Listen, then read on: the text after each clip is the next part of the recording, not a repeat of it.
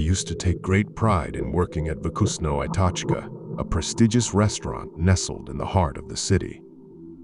With its opulent decor, soothing jazz music, and a menu that read like poetry, it was the epitome of sophistication. It was also a place where I encountered a darkness that no one else seemed to notice.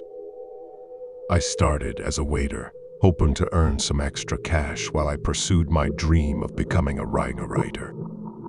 The evening shift was my favorite. The way the dim chandeliers cast eerie shadows on the ornate walls gave the place an enchanting yet unsettling aura. One evening, as I was setting tables for the night's reservations, I couldn't help but feel an overwhelming sense of dread. It was as though the walls themselves held a sinister secret, something that lurked just beneath the surface of the restaurant's impeccable facade.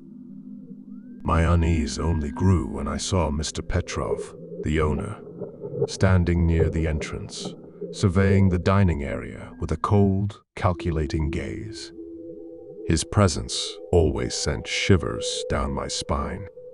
He was a man of few words and even fewer smiles, and he had an uncanny ability to appear out of thin air like a phantom of the restaurant. As the night progressed, I couldn't shake the feeling that something was terribly wrong. The guests, oblivious to my growing unease, chatted and laughed, savoring the exquisite cuisine and fine wine. But it was as though I alone could see the malevolent undertone to it all. My first inkling that there was more to Vkusno, Tochka, than met the eye came when I delivered a dessert to a table of 4. The guests, a middle-aged couple and their friends, were deep in conversation when I placed the dessert plates before them. I couldn't help but overhear snippets of their conversation. "Strangest thing. I can't remember how we got here," the man said, a puzzled look on his face. His wife nodded, her eyes darting around the restaurant. "It's like we just appeared here, with no recollection of how we even found this place." Their friends shared similar stories, each one recounting the disconcerting sensation of arriving at Vkusno Tochka without any memory of making a reservation or even deciding to dine there. I discreetly moved on to my other tables, trying to shake off the eerie feeling settling in my chest. But it wasn't just the amnesiac guests that unnerved me, it was the staff too. We all seemed to be part of some grim performance, going through the motions without really understanding why. As I served another table, I noticed Mr. Petrov speaking with one of our regulars, a wealthy industrialist. The conversation seemed innocuous enough, but the businessman's face contorted with fear as Mr. Petrov leaned in closer, his lips moving in a whisper too soft for me to catch. The industrialist bolted from his chair, his unfinished meal left behind in his haste. I had to know what was happening, so that night, after the last guest had left, I stayed behind, hiding in the shadows as the staff went about their closing duties. That's when I discovered the hidden room beneath the restaurant, accessible only through a discreet door in the wine cellar. The room was a chilling tableau of horrors. Dark, arcane symbols covered the walls, and strange, ritualistic objects were scattered across a blood-stained table.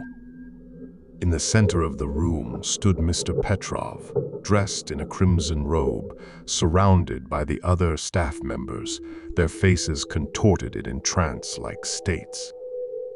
I watched in horror as Mr. Petrov raised a dagger above his head and chanted in a language I couldn't comprehend. A feeling of impending doom washed over me as I realized that I had stumbled upon something far more sinister than I could have ever imagined. I slipped away, my heart pounding, and decided to investigate further. The next evening, I followed Mr. Petrov as he conducted his eerie ritual once more. This time, I managed to catch snippets of his incantation, words that sent a chill down my spine. Sacrifice for prosperity. Bind their souls. Eternal loyalty. It was a dark pact, sinister bargain that had ensnared not only the staff but the restaurant's unsuspecting guests. Vkusno, Tochka, had become a place of malevolent power, where those who dined there unknowingly offered up their souls in exchange for the restaurant's success. I knew I had to escape, to break free from the grasp of this cursed establishment. But it wouldn't be easy. Mr. Petrov's influence was pervasive, and he seemed to know my every move.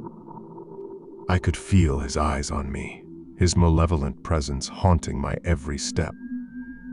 Desperation drove me to confront him. One night, as he stood in the hidden room, conducting his dark ritual, I burst in, determined to put an end to this nightmare.